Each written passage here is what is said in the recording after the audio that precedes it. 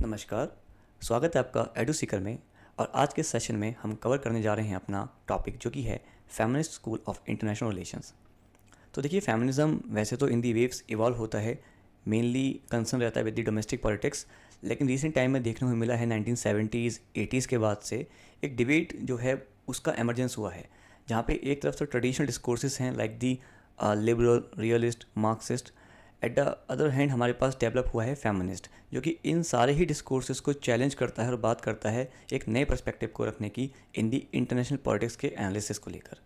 तो आइए देख लेते हैं हम कौन कौन से टॉपिक्स को अंडर दिस फेमिनिस्ट स्कूल हम डिस्कस करने वाले हैं। हम बात करेंगे फेमिनिस्ट फॉरेन पॉलिसी की। हम बात करेंगे some of the important feminist political thinkers जो कि कंसर्न है with the international relations and the politics, जिसमें है सिंथिया एनलो, J.N. टेकिनर। फिर हम बात करेंगे जो डिफरेंट सेगमेंट्स हैं under the school of feminism. एक है एम्पेरिकल फेमिनिज्म, फिर आता है एनालिटिकल फेमिनिज्म, एंड फिर हम बात करेंगे books and authors related to this section only. ठीक, सो ये वाला आपका जो सेशन है और ये टॉपिक हमारा इंपॉर्टेंट है for the multiple examination like UGC, NET, JRF और अदर यूनिवर्सिटीज़ एंट्रेंस एग्जामिनेशंस। ठीक है, तो आइए फिर स्टार्ट करते हैं और समझते हैं कि फेमिनिस्ट जो थी वो क्या कहती थी इंटरनेशनल रिलेशंस को लेके और किस किस पहलू पे उन्होंने चैलेंज किया था जो कन्वेंशनल डिस्कोर्सेस थे like the realist, liberals, marxist, और इनकी क्या न्यू इनपुट्स थी regarding the analysis of the international relations. So पहली बात, it focuses on ending the neglect of women's perspective in international politics, giving primacy to the rights of the women. तो काफ़ी simple सी बात है, straight forward बात है। Feminist school है तो वो फोकस करेगा किस बात पे कि जो वीमेन का पर्सपेक्टिव है, जो महिलाओं का एक पॉइंट ऑफ व्यू है, उसको इंक्लूड करने के लिए। क्योंकि अभी तक क्या था, कहीं ना कहीं हमने देखा रियलिज्म हो या फिर लिबरलिज्म हो या मार्क्सिस्ट हो, तो एक तरफ वो स्टेट को ऑटोनॉमी दे रहे हैं, लिबरल्स आते हैं वो कहते हैं इकोनॉमी, ट्रेड इंपॉर्टेंट है, इंटरकनेक्टेडनेस बढ़ाइए, सोसाइटी का इन्वॉल्वमेंट बढ़ाइए, और मार्क्सिस्ट आके बात करते हैं कि यार ये तो डिपेंडेंसी है, एक्सप्लॉइटेशन हो रहा है, डेवलपमेंट ऑफ अंडर डेवलपमेंट हो रहा है। ठीक, बट कोई भी अभी तक महिलाओं का या फिर वीमेन का पर्सपेक्टिव को कहीं से भी कहीं तक भी रेस नहीं कर रहा था। तो फेमिनिस्ट स्कूल का पहला एम यही था कि जो राइट्स ऑफ वीमेन है उनको प्राइमेसी दी जाए और उनके व्यू पॉइंट से चीज़ों को एनालाइज किया जाए। ठीक है, सो मैरगॉट वॉलस्टॉम ने एक मतलब कॉन्सेप्ट तो ये ऑलरेडी एग्जिस्ट करता था फेमिनिस्ट फंड पॉलिसी का, लेकिन जो ये मैरगरेट वॉलस्टॉम है तो ये स्वीडिश हैं, तो इन्होंने कहीं ना कहीं एक्सप्लेन किया था कि what is the essence of the feminist fund policy होता है। तो हम देख लेते हैं एक बार कि फंड पॉलिसी अगर फेमिनिज्म पे बेस्ड हो तो उसके की या कोर एलिमेंट्स क्या होते हैं, जो कि एग्जामिनेशन में पूछे जा सकते हैं कि which of the following could be the core elements of the feminist fund policy. तो आइए, it recognises the limitations in the conventional understanding of security. जैसे ऑलरेडी हमने डिस्कस किया है कि जो फेमिनिस्ट स्कूल आया है वो आया ही है जो कन्वेंशनल हमारे स्कूल्स को चैलेंज करने के लिए। ठीक, अब क्या कहते हैं ये कि जो आइडिया ऑफ सिक्योरिटी था, भाई मार्क्सिस्ट बात कर रहे थे सिर्फ और सिर्फ किस चीज़ की, इकोनॉमिक रिलेशंस की। रियलिस्ट बात कर रहे थे national security, survival, arms race की। और लिबरल्स बात कर रहे थे ट्रेड एंड इकोनॉमी की।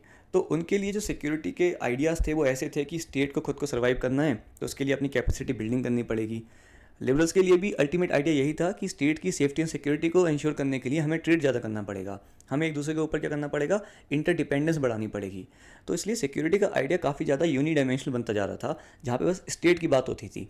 अब स्टेट क्या है, एक राज्य क्या है, बिना लोगों के राज्य थोड़ी ना हो सकता है। ठीक, कौटिल्य ने भी स्टार्टिंग में अर्थशास्त्र लिखी गई थी, धर्मशास्त्र लिखी गई थी, तो वहाँ भी ये बात की गई थी कि जो लोग हैं वो पहले आते हैं, राज्य बाद में आता है। लेकिन आज की फॉरेन पॉलिसी के अंदर फिर वो कोई सा भी स्कूल ऑफ थॉट हो, डोमिनेंट स्कूल ऑफ थॉट हो, वो बात कर रहे हैं सिर्फ स्टेट स्टेट स्टेट की। तो फेमिनिस्ट फॉरेन पॉलिसी के अंदर इस बात को एजर्ट किया गया कि भाई आपके जो आइडियाज़ हैं of the security of the state वो गलत हैं, आपको ह्यूमन सिक्योरिटी की बात भी करनी पड़ेगी। तो जो पीपल हैं, the people who constitute the state, उनकी सिक्योरिटी को तो इंश्योर कीजिए आप, जिसमें क्या आता है भाई फूड सिक्योरिटी है, हेल्दी इन्वायरमेंट है, डिग्निटी है, मोरालिटी है, एथिक्स हैं। ठीक है, उन लोगों को भी आपको कंसर्न को रेस करना पड़ेगा और उनको भी एड्रेस करना पड़ेगा। तो सिक्योरिटी के पूरे आइडिया को ही चैलेंज कर दिया था फेमिनिज्म ने इंटरनेशनल रिलेशंस के अंदर। तो ये बात करते हैं अपनी ह्यूमन सिक्योरिटी की कि जो पीपल हैं living inside the territory of the state, उनके लिए आप क्या कर रहे हो। ठीक, then it recognises the actual experiences of the real person in the conflict situations. तो ये बात स्टेट की ना करके बात करते हैं जब भी कोई दो कंट्रीज़ के बीच में कॉन्फ्लिक्ट होती है। आज आप एग्जांपल ले लीजिए, इसराइल पैलेस्टीन के बीच में जो कॉन्फ्लिक्ट चल रही है या फिर रशिया यूक्रेन के बीच में जो वॉर चल रहा है। ठीक, तो उसके अंदर दो स्टेट तो हैं लड़ाई में, अब लिबरल्स अगर उसको एनालाइज करते तो वो कहीं ना कहीं वो वाले अपने पर्सपेक्टिव लगाते हैं कि दोनों डेमोक्रेसीज नहीं है इसलिए लड़ रही हैं, या दोनों के बीच में कॉम्प्लेक्स इंटरडिपेंडेंस नहीं है इसलिए लड़ाई कर रही हैं। रियलिस्ट होती तो बात करते हो कि इस चीज़ की कि balance of power, arms race, security dilemma, इसलिए लड़ाई हो रही है। लेकिन जो फेमिनिस्ट हैं वो बात करती हैं कि जो इस लड़ाई के अंदर इन्वॉल्व लोग हैं उनके ऊपर क्या बीत रही है, लोग सफ़र कैसे कर रहे हैं, कितना कर रहे हैं, और उस चीज़ को रेक्टिफाई करने के लिए हमें क्या करना चाहिए। ठीक है, तो काफ़ी डिफरेंट इंटरप्रिटेशंस हैं सेम इंसिडेंट की from the different school of thoughts. फिर बात आता है not only looks as at women as victims but also as the agent of change. तो ये तो काफ़ी ऑब्वियस सी बात है कि वीमेन विक्टिम की तरह नहीं देखना है, उनको एक हमें इनकॉर्पोरेट करना है वीमेन के जो आइडियाज़ हैं उसको अपनी फॉरेन पॉलिसी बनाते हुए। तो फेमिनिस्ट फॉरेन पॉलिसी का ये भी एक ऑब्जेक्टिव है कि महिलाओं को एजेंट ऑफ चेंज बनाना है। ठीक, बाकी हम बात कर लेते हैं सिंथिया एनलो के बारे में। तो इनकी बुक है, काफ़ी इंपॉर्टेंट है, याद रखनी है, bananas beaches and bases making feminist sense of international politics. So she has raise the question where are the women. तो देखो इस लाइन का बड़ा इंपॉर्टेंट सिग्निफिकेंस है इनकी पूरी थ्योरी के अंदर ही। पहले बात तो आपको ये लाइन ध्यान रखनी है कि which of the following political scholar और the thinker has given this line where are the women. ठीक है, तो सिंथिया एनलो ने ये लाइन कहा है, और इसका मतलब क्या होता है, इन्होंने कहा है कि भाई वीमेन का पर्सपेक्टिव कहाँ है। मतलब जब भी हम इंटरनेशनल रिलेशंस की बात करते हैं, हम डिफरेंट जो एलिमेंट्स हैं, डायनेमिक्स हैं ऑफ द आईआर, उसमें महिलाओं का तो कोई हमें कंट्रीब्यूशन देखने को मिल ही नहीं रहा है। महिलाओं का तो हमें कहीं से कहीं तक कोई इंपॉर्टेंस, कोई वेटेज भी नहीं देखने को मिल रही है। तो उसके रिगार्डिंग उन्होंने कहा था वेयर आर दी वीमेन। ठीक है, मतलब वीमेन पर्सपेक्टिव कहाँ है, कंप्लीटली मिसिंग है।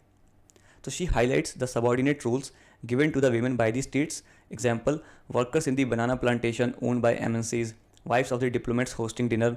तो देखो ये काफ़ी डीप सीटेड मीनिंग्स इन सब बातों के। ये बात करती हैं किस तरीके से जो वीमेन हैं सिर्फ उनका सब्जुगेशन नहीं हो रहा है, उसके साथ साथ उनके ओपिनियन, उनके पर्सपेक्टिव का भी सब्जुगेशन हो रहा है। ना तो महिलाओं को रोल दिया जा रहा है इंपॉर्टेंट, ना उनके ओपिनियन को अच्छी वेटेज दी जा रही है इन दी फॉरेन पॉलिसी। तो इन्होंने बात की कैसे बस महिलाओं का जो रोल है वो सीमित हो गया है बनाना प्लांटेशन के अंदर वर्कर का काम करने के लिए सिर्फ। ठीक, अब आपको पता होगा जो बनाना प्लांटेशन थी 1950-60s में, उस समय ये जो प्लांटेशन का काम था ये ओन करती थी डेवलप्ड कंट्रीज़। अब आप इसको लिंक भी करके देख सकते हो, एक डेवलप्ड कंट्री है मतलब कोर वाली कंट्री, और एक है पेरीफेरी वाली कंट्री। तो कोर वाली कंट्री पेरीफेरी के अंदर प्लांटेशन कर रही है और वहाँ के ही लोगों को वहाँ पे ही लेबर की तरह यूज़ कर रही है, और जो उसमें से प्रॉफिट हो रहा है, जो भी वहाँ से बढ़िया चीज़ें आउटपुट हो रही है, उसको ड्रेन कर रही है from the periphery to the core. तो स्टेट की पावर बढ़ रही है in the core by using the women as workers in the banana plantation that are located in the peripheral countries.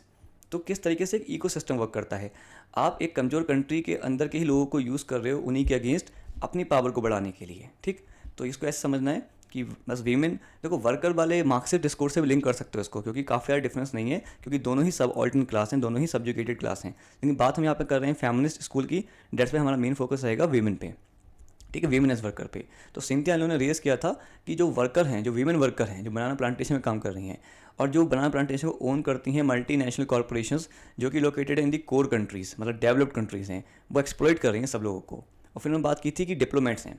अब हमने देखा भी होगा कि काफ़ी मूवीज़ में भी आपने देखा होगा कि बड़ी बड़ी भाई एम्बेसीज़ होती हैं, बड़ी कंट्रीज़ होती हैं, उसमें क्या होता है डिप्लोमेटिक डिनर्स होते हैं। तो वहाँ पे काफ़ी ज़्यादा प्रेजेंटेशन की बात होती है, काफ़ी ज़्यादा डेकोरम की बात होती है, तो वहाँ पे वाइफ्स को लेके आ रहे हैं अपनी।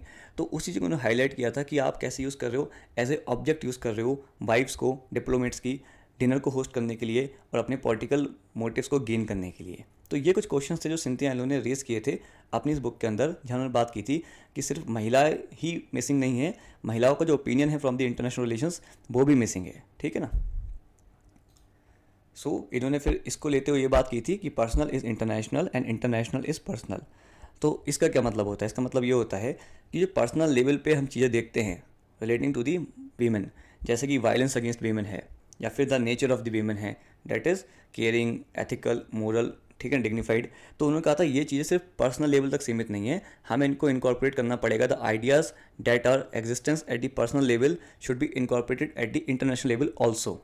ठीक है, तो स्टार्टिंग में देखो ये पूरा आइडिया कहाँ से आया था, एरिस्टोटल ने स्टार्टिंग में कह दिया था कि पर्सनल और पॉलिटिकल दोनों चीज़ें अलग अलग हैं। फैमिली के अंदर जो वहाँ पे पैट्रियार्क है, जो फादर है, उसकी अथॉरिटी सुप्रीम है। ठीक है, तो पर्सनल अलग है और पॉलिटिकल अलग है। पॉलिटिक्स में स्टेट की चलेगी, पर्सनल में फादर की चलेगी। बट फिर कैरोल हैनिश करके एक फेमिनिस्ट थिंकर थी जो कि रेडिकल फेमिनिस्ट थी, उन्होंने कहा था कि पर्सनल इज़ पॉलिटिकल। जिसका मतलब क्या हुआ, इसका मतलब ये हुआ कि स्टेट इंटरवीन करती भी है, स्टेट को इंटरवीन करना भी पड़ेगा महिलाओं की स्थिति को राइज करने के लिए, बेहतर करने के लिए, अच्छा करने के लिए स्टेट को इंटरवीन करना पड़ेगा इन दी पर्सनल मैटर्स। और ये चीज़ हम देखते भी आज के टाइम में, हमारा आर्टिकल 44 है टीपीएसपी का, जिसमें बात होती है यूनिफॉर्म सिविल कोड की। तो वो क्या बात करता है, वो बात करता है कि स्टेट को यूनिफॉर्म सिविल कोड बनाना चाहिए, जिससे कि जो पर्सनल मैटर्स हैं डिफरेंट रिलीजन्स के, डिफरेंट फैमिलीज़ के, उनको रेगुलेट करे स्टेट कोडिफिकेशन से, प्रॉपर रूल्स एंड रेगुलेशंस के थ्रू।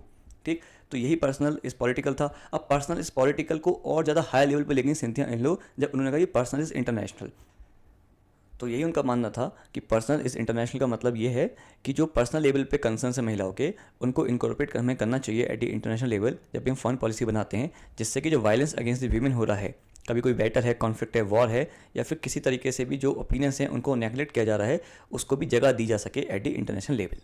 ठीक है, तो आगे बढ़ते हैं। So the lack of presence of women in decision making structure is one of the factor not only for violence against women but also the recurrent wars। तो ये बात ये कहती हैं क्योंकि महिलाओं का डिसीजन मेकिंग जो स्ट्रक्चर्स है उसके अंदर प्रेजेंस भी नहीं है, कंट्रीब्यूशन काफ़ी कम है, रोल भी बहुत कम है। तो सिर्फ मतलब इसकी वजह से हो क्या रहा है, कॉन्सिक्वेंसेस क्या हो रहे हैं, इसके कॉन्सिक्वेंसेस ये हो रहे हैं कि महिलाओं के अगेंस्ट वायलेंस भी देखने को मिल रहा है और रिकरेंट वॉर्स भी देखने को मिल रहे हैं। ठीक, तो आप थोड़ा ऐसे समझिए इस बात को, ये जो वीमन नेचर है उसको डिस्क्राइब करती हैं कैसे, as caring, as ethical, as moral. तो ये बात करती हैं अगर हम महिलाओं के जो नेचर है या जो उनकी इनपुट्स हैं उनको इनकॉर्पोरेट करेंगे, इंक्लूड करेंगे while making our foreign policies, तो हमारी फॉरेन पॉलिसी पे उसका इम्पैक्ट दिखेगा जो कि पॉजिटिव होगा, और उससे हम जो वॉर्स हैं, कॉन्फ्लिक्ट्स हैं, उसको रिजॉल्व कर पाएंगे या फिर उसको अवॉइड कर पाएंगे। ठीक है, तो यही बात कहती है क्योंकि महिलाओं का जो व्यूज़ है, ओपिनियंस है, उसको हम इंक्लूड नहीं कर रहे हैं, इसलिए जो वॉर्स हैं आज के टाइम पे काफ़ी ज़्यादा रिकरेंट होती जा रही हैं। अब वॉर्स तो देखिए आज करंट टाइम में चल रही हैं और हिस्टोरिकली भी टाइम टू टाइम वॉर्स हमने देखी हैं, एविडेंट की हैं। ठीक है, तो ये इसका सजेशन देती हैं कि महिलाओं का जो ओपिनियन है उसको इंक्लूड कर लीजिए आप इंटरनेशनल पॉलिटिक्स में, फॉरेन पॉलिसी के अंदर, जिससे कि काफ़ी हद तक पीस एंड हारमनी को हम जो है अचीव कर सकते हैं। तो अल्टीमेट एम तो वही है, पीस एंड हारमनी को अचीव करना, वॉर्स को अवॉइड करना और सिक्योरिटी को इंश्योर करना। तरीके सबके अलग अलग हो जाते हैं बस। बाकी इसके बाद एक और पॉलिटिकल थिंकर हैं, बल्कि स्कॉलर हैं फेमिनिज्म के अंदर, कैरल कोहेन। इनका आर्टिकल क्या है, सेक्स एंड डेथ। इसमें क्या बात करती हैं, excessive masculinist culture is responsible for the divorce of war from human emotions. इनका मतलब यही है कि हमारी जो फॉरेन पॉलिसीज़ हैं, हमारे जो इंटरनेशनल रिलेशंस हैं, उसके अंदर इतना ज़्यादा ग्लोरीफाई कर दिया है आपने वॉर को, मिसाइल्स को, आर्म्स रेस को।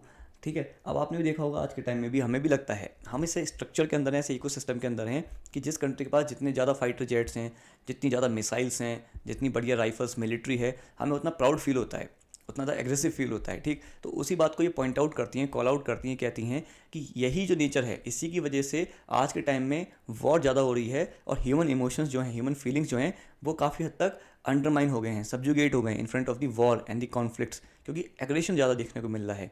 तो ये उसके लिए रिस्पॉन्सिबल बताती हैं एक्सेसिव मैस्कुलिनिस्ट कल्चर, जैसे कि एग्रेशन, पैशन, वॉर, लड़ाई, हथियार। ठीक है ना, इन सब चीज़ों को। बाकी इसके एग्जांपल्स भी हैं किस तरीके से जो एक्सेसिव मैस्कुलिनिस्ट कल्चर है उसकी वजह से हम देखते हैं कि ह्यूमन इमोशंस को कंप्लीटली अंडरमाइन कर दिया गया है। तो आपको पता होना चाहिए कि जब वर्ल्ड वॉर 2 हो रही थी तो उस समय भी जब जापान ने इन्वेट किया था चाइना को, तो सबसे ज़्यादा जो विक्टिम बनाया था वीमेन को। मतलब ठीक है, आपने वॉर जीती, आपने मिलिट्री को हराया दूसरी कंट्री के, बट फिर आपने जो वायलेशन किया ऑफ द ह्यूमन राइट्स, आपने एजॉल्ट किया ऑन द वीमेन, तो वो चीज़ क्या दिखा रही है, वो चीज़ दिखा रही है कहीं ना कहीं कि हम अपनी सुपरमेसी आपके ऊपर इंश्योर कर रहे हैं, आपकी जो डिग्निटी है उसको हर्ट करके।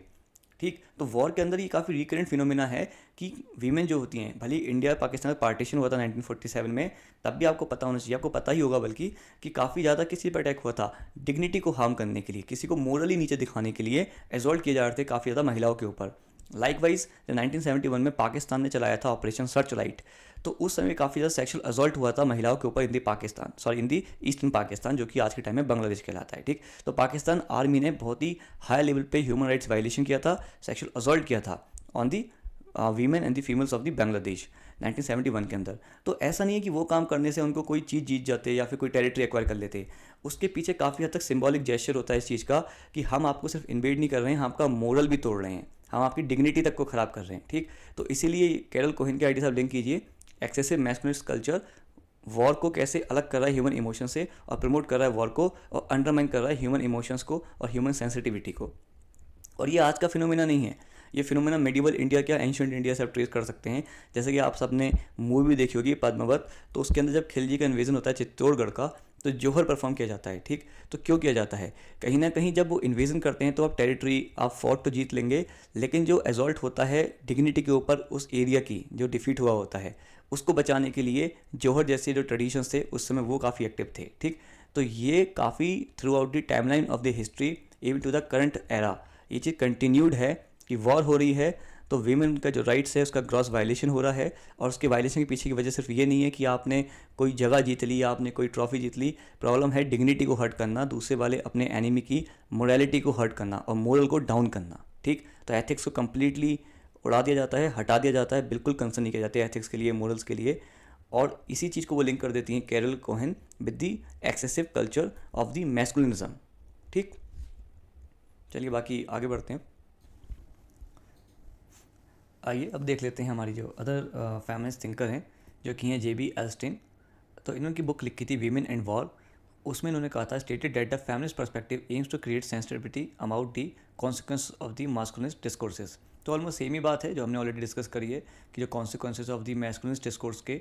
अब मैस्कुलिनिस्ट डिस्कोर्स क्या है? वही चीज़ जिसको ग्लोरीफाई करता है वॉर के अंदर, बैटल के अंदर, आर्म्स रेस को। ठीक है, तो उसी चीज़ को क्रिटिसाइज़ करते हुए उन्होंने यहाँ पे बात की थी कि फेमिनिस्ट पर्सपेक्टिव का एम ही ये है कॉल आउट करना और कहीं ना कहीं एक्सपोज करना जो भी नेगेटिव कॉन्सिक्वेंसेस हैं ऑफ दिस हाइपर मैस्कुलिनिस्ट डिस्कोर्स के।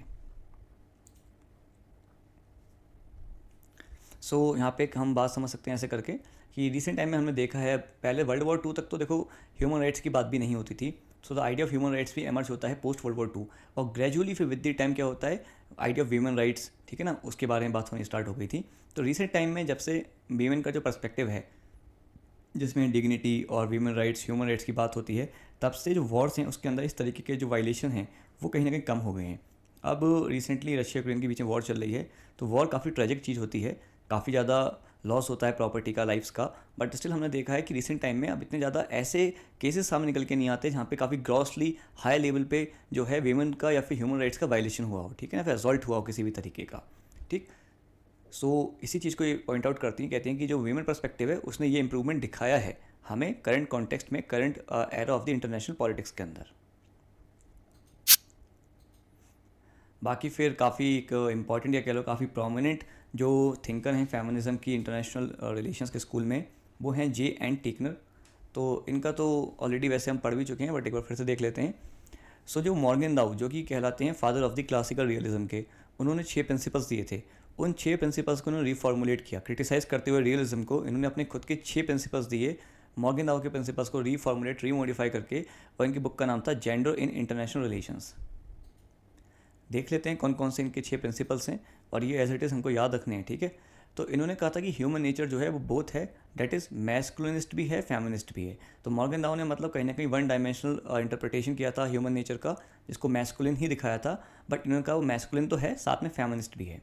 फेमिनिस्ट का मतलब क्या हो गया? केयरिंग भी है, एथिक्स को भी देख के चलता है, मॉरलिटी के साथ भी चलता है। ठीक, बाकी इन्होंने कहा था कि disagreed with the conception of the national interest. इसका मतलब क्या हुआ कि मॉर्गेनडाउ के अकॉर्डिंगली नेशनल इंटरेस्ट है सिर्फ survival, safety of the state, but इनका मानना था कि नेशनल इंटरेस्ट के अंदर जो पीपल हैं living with in the state, उनके जो हित हैं उनके बारे में बात करना भी नेशनल इंटरेस्ट की बात होती है।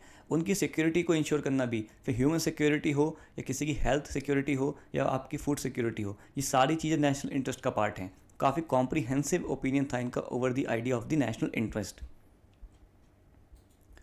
उसके बाद इन्होंने पावर को री इंटरप्रेट किया। इन्होंने कहा कि पावर का मतलब सिर्फ इतना नहीं होता कि आपने किसी और के ऊपर अपना हक जमा लिया। पावर सिर्फ एक्सप्लॉइटेशन के नेचर में नहीं है, पावर कंस्ट्रक्टिव है, मतलब पावर के थ्रू हम डेवलपमेंट ला सकते हैं। ठीक है ना, तो इनका काफ़ी नॉन कन्वेंशनल इंटरप्रिटेशन था of the concept of power, जहाँ पे बात करती हैं power leads to the empowerment, ना कि subjugation of the one entity by the another. फिर बात किया था पॉलिटिक्स को हम एथिक्स से सेपरेट नहीं कर सकते हैं, क्योंकि वही वाली बात, क्योंकि रियलिस्ट का मानना था कि पॉलिटिक्स के अंदर एथिक्स का कोई काम नहीं है, बट इनका मानना यह है कि पॉलिटिक्स और एथिक्स को हम अगर सेग्रीगेट कर देंगे तो पॉलिटिक्स बहुत ख़राब चीज़ हो जाएगी। फिर वहाँ पे राइट्स जो होते हैं ह्यूमन के और वीमेन को, उनका बहुत ज़्यादा वायलेशन स्टार्ट हो जाएगा, और वो चीज़ बिल्कुल भी कंसिडरेबल नहीं है। फिर दूसरी बात उन्होंने ये सेम कही थी कुछ हद तक कि वी ने can not separate the morals from the politics, मतलब मोरालिटी के आइडिया को भी हम पॉलिटिक्स से सेपरेट नहीं कर सकते। और फिर उन्होंने कहा था कि जो आईआर है उसको क्लासिकल जो लेवल्स थे वो मानते, सॉरी क्लासिकल रियलिस्ट मानते थे कि जो इंटरनेशनल रिलेशन है वो अपने आप में एक ऑटोनॉमस फील्ड है, ठीक है, उसको हम किसी के अंडर नहीं रख सकते। तो इन्होंने कहा था ऐसी बात नहीं है, पॉलिटिक्स या फिर इंटरनेशनल रिलेशंस की पॉलिटिक्स बिल्कुल भी ऑटोनॉमस नहीं है। जब हम इंटरनेशनल रिलेशंस की बात करते हैं तब भी हमको ड्यू रिगार्ड्स और ड्यू कंसिडरेशन देना पड़ेगा किस चीज़ को, एथिक्स को, मोरालिटी को, और जो भी आइडियाज़ होते हैं इस तरीके के उनके अराउंड। ऐसा नहीं है कि आप एथिक्स से मोरालिटी से बिल्कुल सेग्रीगेट करके आप कह रहे हो कि पॉलिटिक्स में जैसे चाहें वैसे कर लेंगे। तो जो idea of autonomy of the politics है उसको भी इन्होंने रिजेक्ट कर दिया था। तो ये 6 प्रिंसिपल्स मॉर्गन दाओ के थे और इन 6 प्रिंसिपल को रिफॉर्मुलेट करके इस फॉर्म में एन टिकनर ने दिया था। तो ये आपको ध्यान रखना है, ठीक है, काफ़ी इंपॉर्टेंट मतलब कॉन्सेप्शन है इनका। फिर आता है हमारे पास जो दो व्यू पॉइंट्स हैं under the feminist school of IR के अंदर। एक है एम्पेरिकल फेमिनिज्म। इसमें क्या होता है, तो ये बात करते हैं कि जो एग्जिस्टिंग फ्रेमवर्क है उसके अंदर जो वीमेन है उनके पर्सपेक्टिव को बस आप ऐड कर दीजिए, ठीक, मतलब जो चला आ रहा है अभी तक कि हाँ ठीक है भाई वॉर हो जाती है, वॉर रिकरेंट फीचर है और सिक्योरिटी डिलेमा भी है, ट्रेड हमें बढ़ानी पड़ेगी, इसी के अंदर आप वीमेन के पर्सपेक्टिव को भी एक स्कूल की तरह ऐड कर दीजिए साथ में और इसको कंटिन्यू रखिए। मतलब इनका बस इतना मानना था कि जो एग्जिस्टिंग फ्रेमवर्क है वो ठीक है आईआर का, उसमें बस जो मिसिंग है उसको ऐड कर दो, कुछ ज़्यादा रीफॉर्मुलेट या री इवेल्यूएट करने की ज़रूरत नहीं है। तो इसको हम कह सकते हैं कि ये उस वाले कॉन्सेप्ट से इन्फ्लुएंस्ड है बाय द लिबरल फेमिनिज्म, जो कि हमने बात की थी ना सिंथिया एनलो की, वेयर आर द वीमेन। तो उन्होंने कहा था कि वीमेन का पर्सपेक्टिव कहाँ पे है, तो वीमेन का अगर पर्सपेक्टिव इंक्लूड कर देते हैं तो चीज़ें कहीं ना कहीं बेहतर हो जाएंगी। तो बस उसी से रिलेटेड है, ऑलरेडी हम डिस्कस कर चुके हैं, तो उससे रिलेटेड है एम्पेरिकल फेमिनिज्म का idea. So they recognise women's contribution in the shaping world politics, example domestic workers, migrants, diplomats wifes. तो ये मानते हैं कि जो वीमेन का कॉन्ट्रीब्यूशन है वर्ल्ड पॉलिटिक्स को शेप करने में या उनके जो ओपिनियन है, पॉइंट ऑफ व्यू है, पर्सपेक्टिव है, उसको आप इंक्लूड कर लीजिए, उसके बेसिस पे आप कहीं ना कहीं मॉडिफाई कीजिए अपनी फॉरेन पॉलिसीज़ को और फिर सब कुछ गुड टू गो है, कोई दिक्कत नहीं है। तो ऐसा इनका मानना था। ये नहीं चाहते कि पूरा डिस्कोर्स को चैलेंज नहीं कर रहे हैं आईआर के, जैसे एक तो होता है कि पूरे स्ट्रक्चर को चैलेंज कर देना, ठीक है ना, जैसे कि classical realist versus new realist करते थे आपस में। एक साइड तो बात होती थी ह्यूमन नेचर की, बट दूसरी साइड बात करते थे structure of the international relations की। तो पूरे ढांचे को चेंज करने की बात नहीं करते हैं ये लोग, ये बात करते हैं सिर्फ और सिर्फ जो ऑलरेडी चल रहा है स्ट्रक्चर, जो भी फ्रेमवर्क चल रहा है उसके अंदर बस जो कॉन्ट्रीब्यूशन ऑफ वीमेन है उसको आप कंसिडर कीजिए, इंक्लूड कीजिए और उसको रिकॉग्निशन दीजिए, ठीक है। सो इसी थिंकिंग से इन्फ्लुएंस होके काफ़ी इंपॉर्टेंट डिसीजन लिया गया था, United nation decade for women celebrate किया गया था। तो उसके अंदर जो वीमेन कंट्रीब्यूशन है, वीमेन फॉरेन पॉलिसी है, कि क्या क्या स्टेप लिए जा सकते हैं for the development of the women perspective, उस सबको कंसिडर किया गया था, ठीक। बाकी फिर आता है एक दूसरा पर्सपेक्टिव जो है एनालिटिकल फेमिनिज्म, जैसे हम क्या कहते हैं डिफरेंस फेमिनिज्म भी कहते हैं या फिर स्टैंड पॉइंट फेमिनिज्म भी कहते हैं। तो देखो इसको समझने से पहले आपको पहले पता होना चाहिए कि डिफरेंस फेमिनिज्म होता क्या है। तो डिफरेंस फेमिनिस्ट ऐसा मानते हैं कि जो मेल है और जो फीमेल है इनके कुछ एसेंशियल क्वालिटीज़ हैं जो इनको डिफरेंट बनाती हैं। मतलब अगर मेल होगा तो वो एग्रेसिव होगा, फीमेल होगी तो वो काफ़ी सॉफ्ट एंड केयरिंग होगी, ठीक है। मेल होगा तो वो वॉर को, आर्म्स को ग्लोरीफाई करेगा, फीमेल होगी तो वॉर को और आर्म्स को इन सबको क्रिटिसाइज करेगी, ठीक है। फीमेल बात करेगी कोऑपरेशन पे, मेल बात करेगा कंपटीशन पे। तो इस तरीके के कुछ आइडियाज़ को जो मानते हैं कि this are the essential differences हैं that existed between the male and female, तो वैसा मानना है एनालिटिकल फेमिनिस्ट वालों का, और इसे हम कहते हैं डिफरेंस फेमिनिज्म, ठीक। तो ये सेम चीज़ें हैं। आई थिंक आपको समझ में आ गया होगा कि डिफरेंस फेमिनिज्म बात क्या करता है कि कुछ ऐसी इनबिल्ट क्वालिटीज़ होती हैं जो हमारे जेंडर के साथ हमारे अंदर आती हैं। तो उसी से इन्फ्लुएंस्ड है एनालिटिकल फेमिनिज्म का जो स्कूल ऑफ थॉट है वो। तो बाकी हम देख लेते हैं इसमें क्या है। All mainstream theories of international politics derived from a socio political context which was male dominated, that is reflected in the masculinist bias, ठीक है। तो देखो इसमें आप पहली बात तो स्कॉलर ध्यान रखोगे जो रिलेट करना है विद दी एनालिटिकल फेमिनिज्म वो हैं जे एन टिकनर, और जो एम्पेरिकल फेमिनिज्म था उससे हमारी जो रिलेटेड हैं वो हैं सिंथिया एनलो, ठीक। तो इनका क्या मानना है, इनका मानना यह है कि हमारी जितनी भी थ्योरीज हैं उसमें मात्र एक आपका जो पर्सपेक्टिव है महिलाओं को उसको ऐड करने से काम नहीं चलेगा, हमको सारी थ्योरीज़ को रिफॉर्मुलेट करना पड़ेगा। क्योंकि जो भी थ्योरीज बनाई गई हैं like the balance of power, security dilemma, interdependence, dependency theory, ये सब कहीं ना कहीं बनाई गई हैं किस इकोसिस्टम में, जो मेल डोमिनेटेड इकोसिस्टम था। तो देखने का नज़रिया ही आपका मैस्कुलिन है, आप जिस तरीके से देख रहे हो, जिस नज़रिए से देख रहे हो, वहाँ पे जो प्रिंसिपल्स हैं जो डोमिनेट कर रहे हैं वो मैस्कुलिनिस्ट हैं, इसलिए वो कभी सही हो ही नहीं सकते, ऐसा इनका मानना था। तो ये कहती हैं आपको पहले उस पूरे स्ट्रक्चर को चेंज करना पड़ेगा, आपको पहले एक फेमिनिस्ट स्ट्रक्चर बिल्ड करना पड़ेगा और फिर उसके अंडर आप थ्योरीज को बिल्ड कीजिए दोबारा से, तो मात्र नए पर्सपेक्टिव जो है महिलाओं के या महिलाओं का जो contribution in the international relations, international politics, उसको इंक्लूड कर लेने से काम नहीं चलेगा, हमको पूरा रिफॉर्मुलेशन करना पड़ेगा। तो इसी आइडिया को फॉलो करते हुए जो एन टिकनर थी, उन्होंने मॉर्गेनडाउ के सारे प्रिंसिपल्स को रिफॉर्मुलेट कर दिया था। होता तो ऐसा भी कर सकती थी ये कि मॉर्गेनडाउ के जो पहले के 6 प्रिंसिपल्स हैं उसमें 3 नए प्रिंसिपल्स ऐड कर सकती थी, तो वो तो हो जाता है एम्पेरिकल फेमिनिज्म का काम कि पहला वाला भी ठीक है बट इसमें हमने नए कॉन्ट्रीब्यूशंस को ऐड कर लिया। बट इन्होंने ऐसा नहीं किया। इन्होंने क्या किया, इन्होंने कंप्लीटली कहते हैं कि रीफॉर्मुलेट कर दिया, स्टार्टिंग से फ्रॉम दी स्क्रैच चीज़ों को स्टार्ट करना। तो ऐसा मानना है एनालिटिकल फेमिनिज्म का, क्योंकि मेल फीमेल अलग अलग एंटिटीज़ हैं, दोनों का आउटलुक, दोनों का नज़रिया अलग है, दोनों का जिस तरीके से दुनिया को देखते हैं वो डिफरेंट है। इसलिए कहती हैं कि हमको फ्रॉम दी फेमिनिस्ट पर्सपेक्टिव चीज़ों को देखना पड़ेगा, तभी हम पीस एंड हार्मनी को अचीव कर सकते हैं। क्योंकि जो नेचर ऑफ दी फीमेल है वो केयरिंग है, सॉफ्ट है, कोऑपरेटिव है, और जब तक हम मैस्कुलिन नेचर के थ्रू थ्योरीज को बिल्ड करेंगे तब तक हमारी Wars, battles and human rights violation नहीं रुक पाएंगी। तो यही सब मानना था ऑफ दी एनालिटिकल फेमिनिज्म का। बाकी वही वाली बात आ जाती है, जैसे कि वॉर को ग्लोरीफाई करना, वॉर जीत के फिर वो जो फोटोज़ आती हैं टैंक के ऊपर बैठे हुए हैं, ग्लोरिफिकेशन हो रहा है, तो वो सब ये लिंक करते हैं with the male essential features के साथ कि आप युद्ध को ग्लोरीफाई क्यों कर रहे हो। ठीक है, तो फेमिनिस्ट जो हैं वो क्रिटिसाइज़ करती हैं वॉर को, और ये कहती हैं कि वॉर को देखो मैन ही लीड करते हैं, क्योंकि इससे मैन को डोमिनेशन मिलती है। क्योंकि जब मैन को पता है कि मैं वॉर को लीड कर रहा हूँ, मैं ही वॉर लड़ सकता हूँ, तो जब वॉर होगी तो उनका रोल बढ़ जाएगा।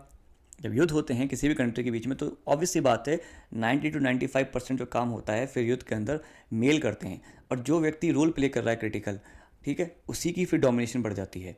अब इकोनॉमी मान के चलिए, छोटा सा एग्जांपल, एक केस स्टडी लेते हैं। दो कंट्रीज़ हैं, अब रशिया यूक्रेन को ले लेते हैं इस समय। तो दोनों के अंदर ट्रेड चल रहा है, इकोनॉमी चल रहा है, फाइनेंशियल थिंग्स चल रही हैं। तो उसके अंदर देखो मेल के पास भी उतनी अपॉर्चुनिटी है, फीमेल के पास भी उतनी अपॉर्चुनिटी है। अब मान के चलिए इलेक्शन होते हैं यूक्रेन के अंदर, कोई फीमेल कैंडिडेट होती हैं, बहुत अच्छा बिजनेस चला रही हैं, बिलीनियर हैं, उन्होंने इलेक्शन लड़ा, इलेक्शन जीत गई, वहाँ पे बन गई वो प्रेसिडेंट ऑफ द यूक्रेन। तो ऐसे में क्या होगा, फीमेल की डोमिनेशन आ जाएगी। ठीक है, तो जब एकदम कन्वेंशनल चल रही होती हैं चीज़ें, मतलब सिंपल ट्रेड चल रहा है, एकदम इकोनॉमी स्मूथ चल रही है, इलेक्शंस हो रहे हैं टाइमली, तो ऐसे में सबके पास अपॉर्चुनिटी है। फिर वो क्या मेल, क्या फीमेल, क्या माइनॉरिटी, या कौन सी सबऑर्डिनेट क्लास, कोई व्यक्ति अच्छा काम करके वहाँ पे जाके पावर को अपने हाथ में ले सकता है। लेकिन अब चलिए, अब हो गई वॉर यूक्रेन और रशिया के बीच में। अब आपको क्या लगता है कितना जो है लेवल प्लेइंग फील्ड है सबके लिए? इस समय कौन डिसीजन ले रहा होगा सारे के सारे?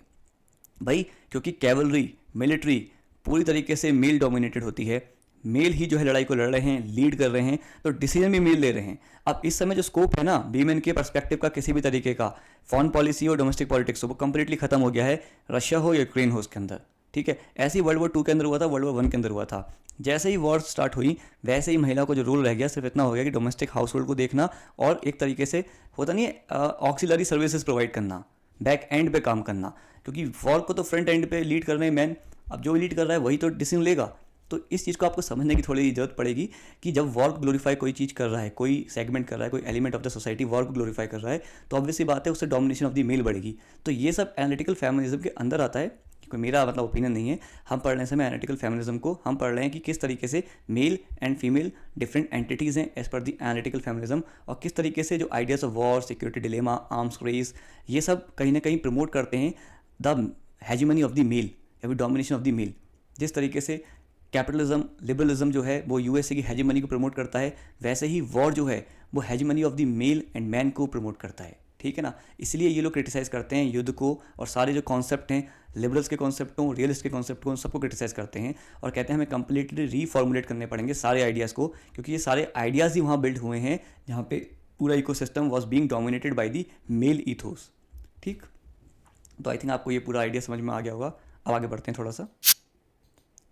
सो इनके लिए for them matriarchal society would be more peaceful. तो एनालिटिकल फेमिनिज्म के अकॉर्डिंगली ऐसा है, क्योंकि जो फेमिनिस्ट फीचर्स हैं वो काफ़ी ज़्यादा सॉफ्ट हैं और पीसफुल हैं, हारमोनियस हैं, इसलिए जो मैट्रियार्कल सोसाइटी होगी वो ज़्यादा पीसफुल होगी। लेकिन ऐसा हर बार सही नहीं होता, कई बार ऐसा होता है क्योंकि पूरा इकोसिस्टम मेल डोमिनेटेड है। तो अगर कोई पॉलिटिकल लीडरशिप में कोई फीमेल आ भी जाती है तो उनको प्रूव करना होता है कि हम कोई वीक नहीं है, हम भी काफ़ी स्ट्रॉन्ग हैं। और इसका सबसे बड़ा एग्जांपल हमने देखा है इंडियन कॉन्टेक्स्ट में 1971 के अंदर, जब इंडिया और पाकिस्तान के बीच में वॉर हुआ था। तो इतने बड़े लेवल पे इंडिया पाकिस्तान के बीच में वॉर पहले भी नहीं हुआ है, उसके बाद भी नहीं हुआ है। ठीक है, तो कब थी उससे प्राइम मिनिस्टर कौन था हमारा? इंदिरा गांधी जी थी। तो वो एक फ़ीमेल होने के बाद भी इतने बड़े युद्ध पे चली गई और इतनी बड़ी तरीके से पाकिस्तान को डिफीट किया था। तो ऐसा कहना ज़रूरी नहीं है कि अगर महिलाएं, क्योंकि उनका नेचर सॉफ्ट है, हारमोनियस है, कोऑपरेटिव है, तो वो युद्ध पे नहीं जाएंगी। बल्कि ऐसा भी हो सकता है, ये चीज़ कंप्लीटली अपोजिट भी हो सकती है कि जब महिला बैठी होगी कहीं ना कहीं लीडरशिप की सीट पे, डोमिनेशन की सीट पे, डिसीजन मेकिंग की पोजीशन पे, तो वो अपने आप को प्रूव करने के लिए कि हम वीक नहीं हैं, हम सॉफ्ट नहीं है, इसलिए एक्सेसिव डिसीजन ले सकते हैं, इसलिए ज़्यादा एग्रेसिव देख सकते हैं अपने आप को, ठीक है ना। तो वही हुआ था 1971 के अंदर। तो ये इसका एक तरह से क्रिटिसिज्म है ऑफ दी एनालिटिकल स्कूल का, कि आप कह रहे हो कि मैट्रियार्कल सोसाइटी होगी तो सब कुछ पीसफुल होगा, तो ऐसा कोई केस नहीं है, हर बार ऐसा नहीं होता। मोस्ट ऑफ द केसेस में ऐसा हो सकता है, but it is not a norm, it is not a rule, ठीक। सो वही एग्जाम्पल है हमारे पास 1971 का बांग्लादेश लिबरेशन वॉर। बाकी थोड़ा कंक्लूजन देख लेते हैं of the feminist theory of the international politics पे हम। सो आज के टाइम में क्या है, it is not gaining recognition because conventional discourses are found to be distorting reality. तो ये भी काइंड ऑफ क्रिटिसिज्म है ऑफ द कन्वेंशनल डिस्कोर्सेज का, क्योंकि जो हमने पहले भी पढ़ा है, रियलिस्ट क्या कहते हैं कि दो कंट्रीज़ के बीच में जब आर्म्स रेस होती है तो ऐसे में सिक्योरिटी डिलेमा बढ़ जाता है। तो दोनों कंट्रीज एक दूसरे पर ट्रस्ट नहीं करती हैं, इसलिए आपस में एक दूसरे के खिलाफ अपनी मिलिट्री कैपेसिटी को बिल्डअप करती हैं, और अल्टीमेटली इसी की वजह से क्या हो जाता है, वॉर हो जाती है। और जब वॉर हो जाती है तो वॉर के अंदर सबसे ज़्यादा फायदा होता है रियलिस्ट को, क्योंकि फिर उनके सारे प्रिंसिपल्स ऑटोमेटिकली जस्टिफाई हो जाते हैं कि देखो हमने कहा था ना कि यूक्रेन अगर नेटो को ज्वाइन करेगा तो पूरा जो idea of the balance of power shift हो जाएगा पूरे ईस्टर्न यूरोप के अंदर, और ऐसे में सिक्योरिटी थ्रेट फील करेगा रशिया और उस पर अटैक कर देगा। तो देखो वैसा ही हुआ। इसका मतलब सिक्योरिटी डिलेमा का जो कॉन्सेप्ट है स्टिल रेलिवेंट है, आर्म्स रेस का आइडिया स्टिल रेलिवेंट है, और बैलेंसिंग का आइडिया भी रेलिवेंट है। तो रियलिस्ट के जो पर्सपेक्टिव होते हैं वो ऑटोमेटिकली जस्टिफाई होते हैं युद्ध के साथ ही। तो कहीं ना कहीं जैसे युद्ध होते हैं तो ये सारे जो नॉन कन्वेंशनल डिस्कोर्सेस हैं, फिर वो फेमिनिज्म हो, सोशल कंस्ट्रक्टिविज्म हो, ये सबको कोई लेजिटिमेट मानता नहीं है, इसलिए रिकॉग्निशन मिल नहीं पा रही ज़्यादा बढ़िया करके, क्योंकि जो conventional discourses like the liberals हैं, रियलिस्ट हैं, इनकी काफ़ी ज़्यादा डोमिनेशन है आज भी, ठीक है। But at certain places recognition देखने को मिली भी है of the feminist fun policy, जैसे कि यूनाइटेड नेशन सिक्योरिटी काउंसिल का रेजोल्यूशन 1325 है, जो कि बात करता है कि हमें ज़रूरत है वीमेन को एक एसेंशियल रोल देने के लिए in the decisions related to peace and security, क्योंकि महिला ऑब्वियसली बात है इक्वल स्टेक होल्डर्स हैं किसी भी तरीके की कॉन्फ्लिक्ट के अंदर जो भी थ्रू आउट दी ग्लोब या वर्ल्ड में चल रही है। तो पीस एंड सिक्योरिटी लाने के लिए it is important to give due recognition consideration to the opinion of the women also, ठीक। बाकी मिलेनियम डेवलपमेंट गोल्स हों या रिसेंटली आए 2015 से 2030 तक के लिए सस्टेनेबल डेवलपमेंट गोल्स हों, इसके अंदर भी हमने देख रखा है कि जैसे अब आप देखिए SDG 5 है तो जेंडर इक्वालिटी की बात करता है, ठीक।